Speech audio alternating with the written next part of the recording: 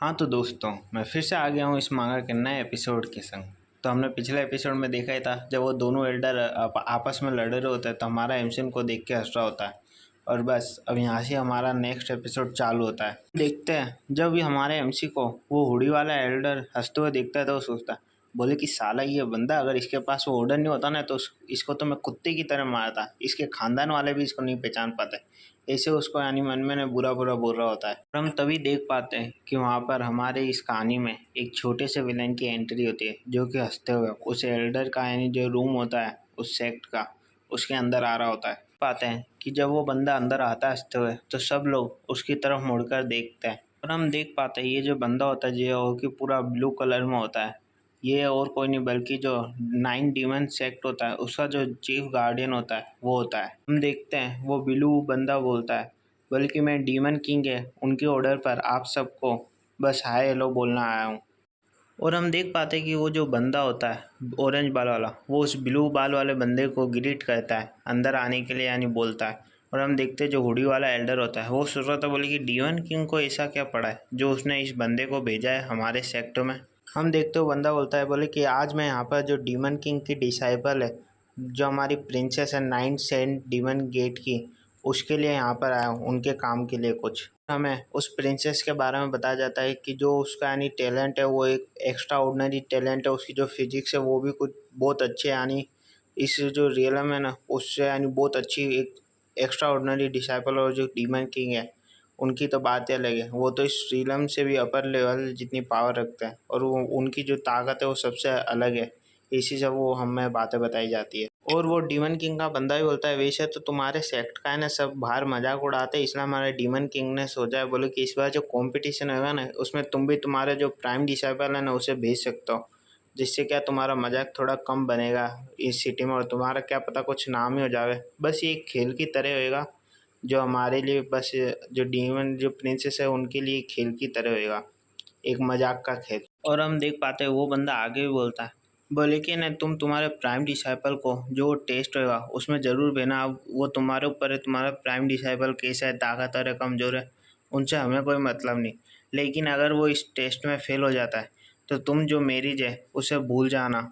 और अब वो बोलता है, और अगर वो फेल हो गया तो जो मेरिज है उसके जो यानी हम तोड़ दी जाएगी, उसके बदले में जो डीमन किंग है वो कॉम्पनसेशन के रूप में तुम्हें एक बड़ा सा गिफ्ट भी देंगे। तुम्हें समझ आया? ये यानी है ना जो प्राइम डिसाइपल है ना उसके संग वो जो प्रिंसेस है उसकी मैरिज की बात हो रही है। अगर हमारा एमसी जीत जाता है तो उससे शादी कर पाएगा, हार गया तो शादी नहीं कर पाएगा।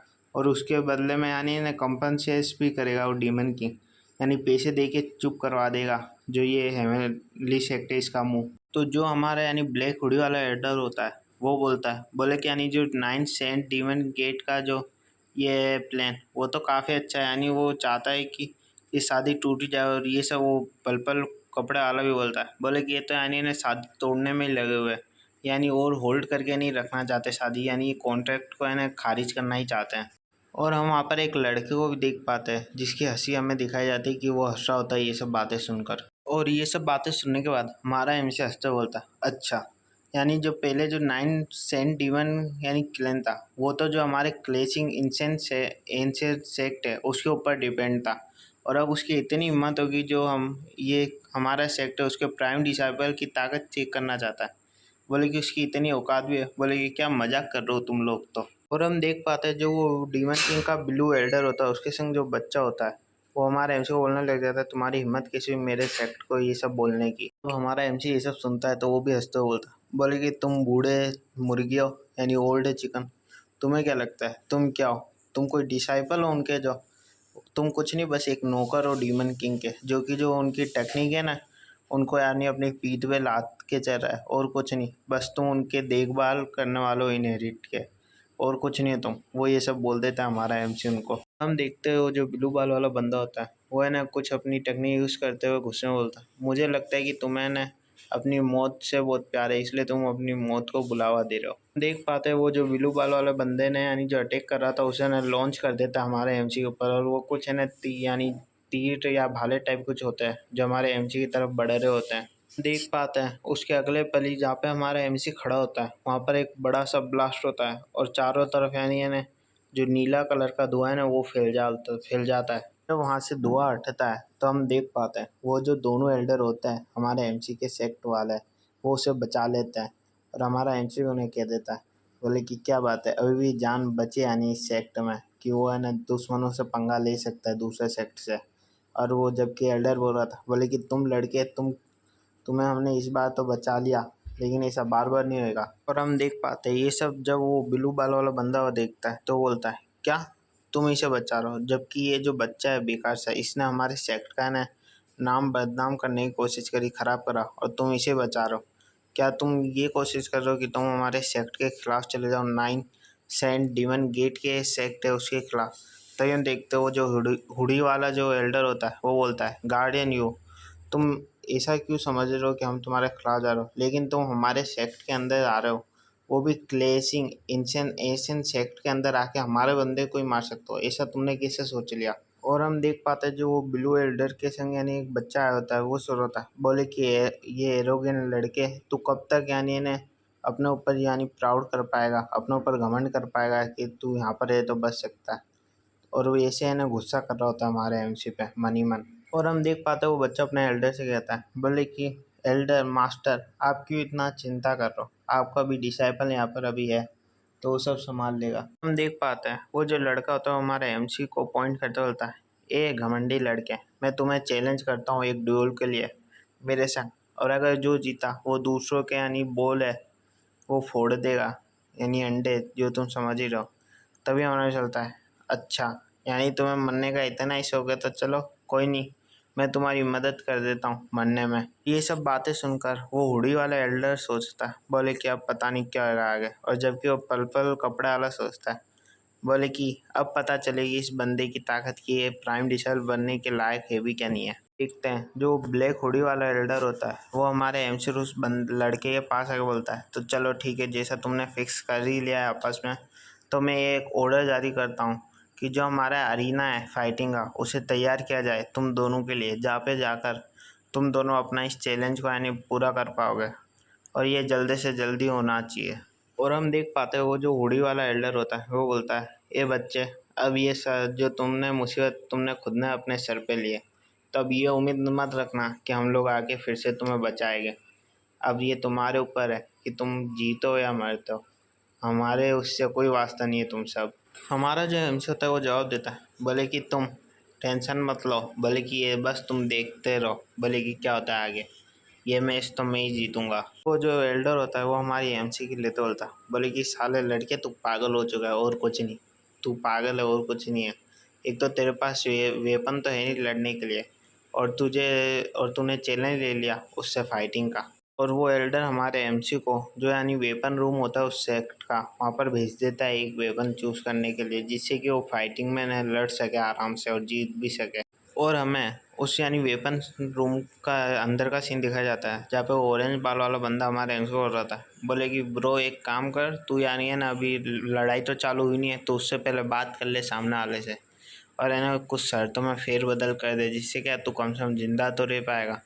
लेकिन हमारा ऐसा चलता है, बोले कि तू टेंशन क्यों लेता है, बोले कि मैं हूं ना, बस तू देखता जा क्या होता है। तो हमारा इनसे आगे बोलता है, बोले कि वैसे साला ये जो है ना वेपन का तहखाना इस एंशिएंट सेक्ट का, फिर भी साला यहाँ पर है ना एक हाथ से चलाने वाला कोई वेपन नहीं, यहाँ पे सब दोनों हाथ से चलाने वाले वेपन है, ऐसा क्यों। और ये सब बातें ऑरेंज बाल वाला बंदा सुन के बोलता है, बोले कि इन सबको तो तुम छोड़ ही दो, वैसे भी तुम कुछ ज़्यादा ही यानी एरोगेंट बन रहे हो, और वैसे भी ये सब जो वेपन है ना ये हमारे सेक्ट वालों ने बड़ी मुश्किल से है ना बेले करा है, और तुम देख लो इसमें तुम्हें मिल जाए तो। वैसे भी यहाँ के जो वेपन है ना उसे एक बार लोग है ना बोरो करते हैं और एक बार यूज़ करते हैं। और वो आगे बोलता हमारे इनसे, वैसे भी ये जो वेपन है ना ये कुछ इतने भी अच्छे नहीं है, पर बल्कि ये तुम्हें इसलिए दे जा रहे ताकि तुम है ना जो चैलेंज है ना उसमें खाली हाथ ना जाओ, जिससे कि तुम मर जाओ, इसलिए जो मिल रहा है ना उसमें खुश रहो। वो हमारे एमसी को ऐसा बोल देता है। और हम देख पाते हैं जो हमारा एमसी होता है वो उसकी बातों पे ध्यान ना देके अपने लिए ना एक सुटेबल वेपन ढूंढने लग जाता है, जिससे कि वो है ना एक हाथ से चला सके, और जो दूसरे वेपन होता है ना उस हवा में उछाल के पटक रहा होता है यहाँ जिसे देख के वो बंदा भी एकदम से चौंक जाता, बोले कि साला ये बंदा कर क्या रहा है यहाँ पे वेपनों का। और हम देख पाते हैं बड़ी यानी देर के बाद है ना हमारे एमसी को एक वेपन मिल जाता है और हमारा एमसी भी बोलता है बोले कि चलो आखिरकार मैंने ढूंढ ही लिया इसे। और जब वो बंदा ये सुनता है ऑरेंज वाला वो भी सोचता है बोले क्या तुम्हें मिल गया।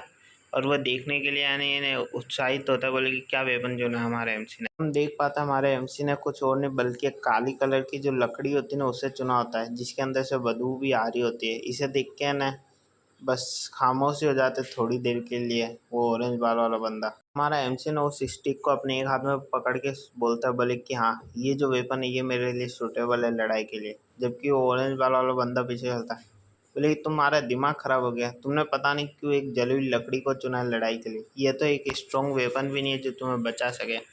तुम लगता है मरने के लिए ये चैलेंज कर रहे हो। अगले सीन में अरीना का सीन दिखाया जाता है जहाँ पे भी कि एक मोटा सा बंदा होता है जो बोलता है कि मैं अपने आप को इंट्रोड्यूस करवा देता हूँ, मैं ओल्ड मो हूँ जो कि यहाँ पर है ना रेफरी का काम करेगा तुम दोनों के इस मैच में, जो कि ये बताएगा कि जीता कौन है और हारा कौन है। रेफरी बनूंगा मैं इस मैच में। बंदा आगे इन दोनों लड़कों की डिटेल देते हुए बताता है बोले कि ये जो लाल कपड़े वाला बंदा है ये एक यानी है ना नया बंदा है 9 सेंट डीमन सेक्ट का है डू मिंग नाम है इसका। और जो इसके सामने यानी बंदा जो लड़ाई करेगा इसके सामने वो और कोई नहीं बल्कि है ना एक यानी नॉर्मल सा बच्चा है लीक हुई जिसके पास यानी ना ज़्यादा यानी कोई बैकग्राउंड भी नहीं अच्छा खासा ना कोई सेक्टस है। और हम देखते हैं ये सब देख के ना जो ब्लू बाल वाला यानी जो यानी पूरा ब्लू होता है ब्लू कलर ही पहना होता है वो एल्डर भी हंसने लग जाता है। और हम देखते हैं उसके सामने जो वो ब्लैक हुडी वाला एल्डर है ना वो भी उसे देख रहा होता है कि क्या होएगा आगे। हम देखते हैं जो वो ओल्ड मू रेफरी होता है वो जो दोनों बंदे होते हैं उसका मैच चालू करता है और सामने वाला बंदा एकदम से गायब हो जाता है। और हम देखते हैं हमारे एमसी के गर्दन पे ना अगले पल ही एक कट लग जाता है और वहाँ से ना खून बहना भी लग जाता है, हमारे एमसी को पता भी नहीं चलता। और ये सब देख के जो बंदा होता है बोले कि ये क्या हमारे एमसी ने तो अभी तक अपनी पोजीशन भी नहीं ली और वो चालू भी हो गया। और हम देखते हैं वो जो बंदा होता है सामने वाला वो हमारे एमसी पे ना बहुत सारे तलवारों का यानी अटैक कर देता है, जिससे कि ना हमारा जो एमसी होता है उसे दिखाया जाता है जिसकी बॉडी पर हर जगह ना कट लग जाता है, हाथ पे पैर पे जांग वांग इन जगह हर जगह यानी ना कट लग जाता है और खून निकलता है। और ये सब देख के ना वो एल्डर सर होता है बोले कि ये बंदा तो साला चीते जितना फास्ट है जो हमारे एमसी को मार डालेगा। और हम देख पाते हैं वो एक बहुत यानी ना खतरनाक स्मेल देख के बोलता है बोले कि बस अब तो तुम्हारा गेम ओवर कर दूंगा मैं, आज तो तुम जिंदा नहीं जाओगे। और हम देख पाते हैं वो इसे है ना हमारे एमसी पर बहुत तेज़ हमले करने ही लग जाता है और करता ही रहता है। हमारा एमसी बचने की कोशिश करता है, पीछे हटाने लग जाता है, लेकिन हम देख पाते हैं कि ऐसा कुछ उसका कोई मतलब ही नहीं, फिर भी हमारे एमसी को चोट लगती है।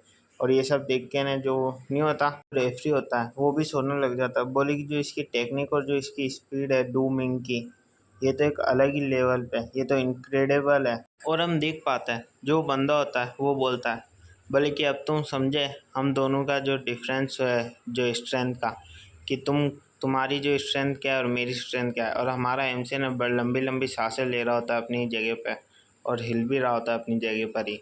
और हम देखते हैं हमारा एमसी और वो लड़का दोनों है ना आंखें मिलाते एक दूसरे के सामने, हमारे एमसी के तो पसीने छूटे रहे होते हैं। और तभी हम देखते हैं वो लड़का हमारे एमसी के ऊपर है ना अटैक करते हुए स्वॉर्ड उसकी तरफ लाते बोलता है बोले कि बस अब तो तुम मर गए, तुम मरे अब तो। और हम देखते हैं हमारा जो एमसी होता है उसका जो कंधा होता है उस पर एक और कट लग जाता है और वहाँ से खून निकलने लग जाता है। और हम देखते हैं अगले पल वो जो अपनी तलवार होती है शायद तक हमारे एमसी का जो कंधा होता है या दिल की तरफ है ना बढ़ा देता है। और हम देखते हैं पास आके बोलता है बोले कि तुमने बहुत आराम कर लिया।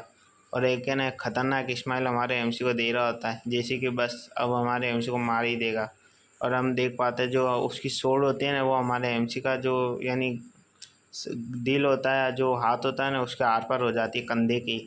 और बोलता है बोले कि अब तुम दूसरी दुनिया में जाके ना मुझे थैंक्स बोलोगे कि मैंने ना तुम्हें इस दुनिया से आज़ाद कर दिया। लेकिन जो हमारा एमसी होता है वो उस बंदे को एक खतरनाक स्मेल दे के बोलता है बोले कि अच्छा ये कुछ ज़्यादा ही दर्दनाक था। लेकिन वो बंदा जब हमारे एमसी की शक्ल को देखता है तो वो भी घबरा जाता है। और हम देखते हैं हमारा एमसी स्माइल करते हुए खड़ा हो जाता है। हम देख पाते हैं जो है ना हमारे एमसी को उसकी जो सोड होती है ना सामने वाले बंदे की वो लगी नहीं होती बल्कि वो है ना थोड़ी सी यानी थोड़े से गैप से ना रह जाता है, जिसकी कि वो जो शॉट होते हैं ना बस वो हमारे जो एमसी का कपड़ा होते हैं ना उसके आर पार जा पाते हैं, हमारे एमसी को कुछ नुकसान नहीं हो पाता। और उसके बाद ही हमारा एमसी ने अपने यानी एक पोजीशन लेने लग जाता है फाइटिंग करने के लिए।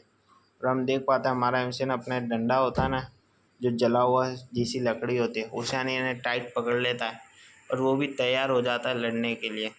और हम देख पाते हैं कि हमारा एमसी होता है ना, वो एक पोजीशन ले लेता है और अपने डंडे को भी इन्हें एक बार हवा में घुमाता है। और ये सब देख के ना वो सब भी हैरान तो बोले कि अब ये साला बंदा करने क्या वाला है हमारा एमसी। और इसके बाद वो ऑरेंज वाला बंदा बोले कि साले ने एक टूटी हुई तो वो लकड़ी लिया, अब ये करेगा क्या। हम देख पाते हैं ये सब सुनने को जानने का, तो वो जो बंदा होता है ना सामने वाला, वो एकदम से पागलों जैसे एकदम से बहुत गुस्सा होने लग जाता है और क्या पावर रिलीज कर रहा होता है हमारे एमसी के सामने। और ये सब देख के जो उसका मास्टर होता है वो भी खुश होने लग जाता है, बोले कि बस अब तो गया। बोले कि बंदा बोले कि अब मेरे जो स्टूडेंट है उसको गुस्सा आ गया, बस अब तो ये मानना इसका पक्का ही है। मेरा स्टूडेंट है डूमिंग, उसका जो नेक्स्ट अटैक होगा उसे तो ये ब्लॉक भी नहीं कर पाएगा और डायरेक्ट मारा जाएगा। और ये सब सोच के है ना वो खुश हो रहा होता है। और हम देख ही पाते हैं कि वो जो डूमिंग होता है वो एकदम से हमारे एमसी के आंखों के सामने गायब हो जाता है। और ये सब देख के वो बंदा बोलता है क्या ये गायब हो गया, सच में गायब हो गया। और हम देखते हैं वो हमारा जो एमसी होता है उसके ऊपर आए उससे हमला कर देता है। और हम देख पाते हैं कि वो हमारे एमसी के ऊपर आ रहा होता है।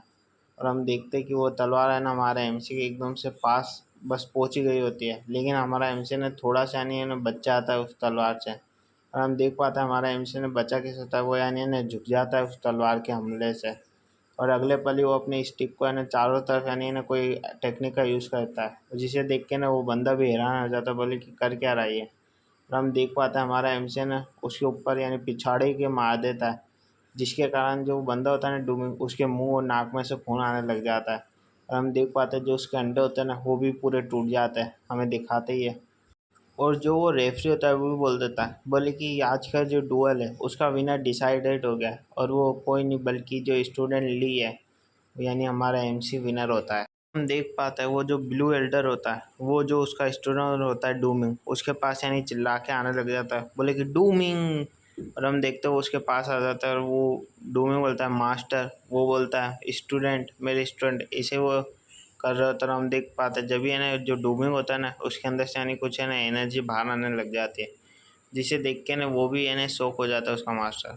और वो आगे चिल्ला के बोलता है हमारे एमसी को, बोले कि साले तूने यानी कल्टीवेशन ही डिस्ट्रॉय कर दी, तू यानी ये तो एक छोटा सा डुअल था, तूने ऐसा क्यों करा मेरे यानी स्टूडेंट के साथ। हमारा चलता है अच्छा मैंने कल्टीवेशन डिस्ट्रॉय कर दी, मुझे तो पता ही नहीं चला। और ये सब जानने का जो ऑरेंज बाल वाला बंदा होता है वो भी हैरान हो जाता है, तो बोले कि जो ली है यानी हमारे एमसी का नाम है ली, जिसे कि अब मैं भी ली बोलूँगा, जो ली है वो यानी अपने एक सिंगल जो अटैक है उसके संग यानी सामने वाले बंदे की कल्टीवेशन ही डिस्ट्रॉय कर सकता है। इतनी ताकत कब से आ गई उसके अंदर, जबकि वो तो एक कमज़ोर सा बंदा है। हम देखते हो जो पल कपड़े वाला एल्डर होता है वो हंसते बोलता है, बोले कि हमारे जो ली है उसने तो बड़ा कमाल का काम करा है, यानी उसने जो सामने वाले बंदे का जो कब सबसे कमज़ोर पार्ट होता है उस पर अटैक करके खेल ही ख़त्म कर दिया। और जो वो हुडी वाला एल्डर होता है वो बताने लग जाता है कि ये सब हमारे एमसी ने यानी ने जानबूझ के नहीं कराई है, उसकी ने सोची समझी साजिश थी। उसने पहले ही तलवार से बचा झुका और फिर जो बंदा था उसका जो ब्लाइंड स्पॉट था यानी सबसे कमज़ोर पार्ट उस पर जोर से अटैक करके उसकी कल्टीवेशन डिस्ट्रॉय कर दिया। तभी हम देखते जो हमारे एमसी यानी जो ली होता है वो सामने वाले एल्डर को बोलता है, वैसे तो मैंने इसको मारने की कोशिश कर दी लेकिन ये साला बच कैसे गया, ये मरा नहीं क्या अभी तक, चेक करो ये मर जाएगा थोड़ी देर में तो ज़रूर। और ये सब सुन के जो एल्डर होता है वो बड़ी गुस्से की नज़र में देख रहा होता है हमारे एमसी को। और फिर अगले ही पल है ना हमारे एमसी के ऊपर है ना अटैक कर देता है अपना हाथ से। लेकिन उसके सामने जो अरीना का जो रेफरी होता है वो हमारे एमसी के सामने आ जाता है और उसे बचाने के लिए। और हम देख पाते उसने यानी ना अपने और अपने जो एमसी होता है उसके ऊपर एक बड़ी सी है ना प्रोटेक्टिव शील्ड बना दी होती है, जिससे कि वो हमला ने बेकार हो जाता है। और वो जो बंदा होता है वो भी है ना दूर घसीटते हुए चले जाता है उससे। और हम देख पाते जैसे वो ऊपर देखता है तो उसके ऊपर यानी ना एक अटैक टाइप है ना तैयार रहता है कि जैसे वो कुछ और कदम लेगा उसके ऊपर अटैक हो जाएगा और उसकी मौत हो जाएगी। हम देख पाते ये जो अटैक होता है वो और कोई नहीं बल्कि वो दोनों एल्डर और वो जो रेफरी होता है वो बना के उस बंदे के ऊपर खड़े होते हैं कि जैसे वो बंदा कुछ करे और बस खेल ख़त्म। और हम देख पाते वो हुडी वाले को जो कि कितने गुस्से में उसको देख रहा होता है। और ये सब देख के वो भी अपने दांत पीस के बोलता है, बोले कि लीक हुए, बोले कि तुम हो कौन एग्जैक्टली और कहाँ से आए हो। और जब ये बात हमारा एमसी सुनता है बड़े एटीट्यूड में स्टाइल के संग बोलता है, मैं यहाँ का प्राइम डिसाइपल हूँ। ये बात बोलकर हमारे एम्स को जितनी खुशी नहीं होती उससे ज़्यादा खुशी तो उस बंदे को होती है। प्राइम डिसाइपल, अच्छा भगवान ग्रेट है। वैसे तुम प्राइम डिसाइबल होते यानी 3 दिन बाद तो तुम आओगे ही, क्योंकि 3 दिन बाद जो टेस्ट होने वाला है उसमें प्राइम डिसाइपल को आना है और तुम प्राइम डिसाइपल हो जब हम तुम्हें देख लेंगे। और इसी के संग जो ये सेकंड यानी चैप्टर है वो भी ख़त्म होता है, सेकंड एपिसोड इस मांगा का। और मुझे लाइक सब्सक्राइब जरूर करिएगा और इसे सपोर्ट कीजिए।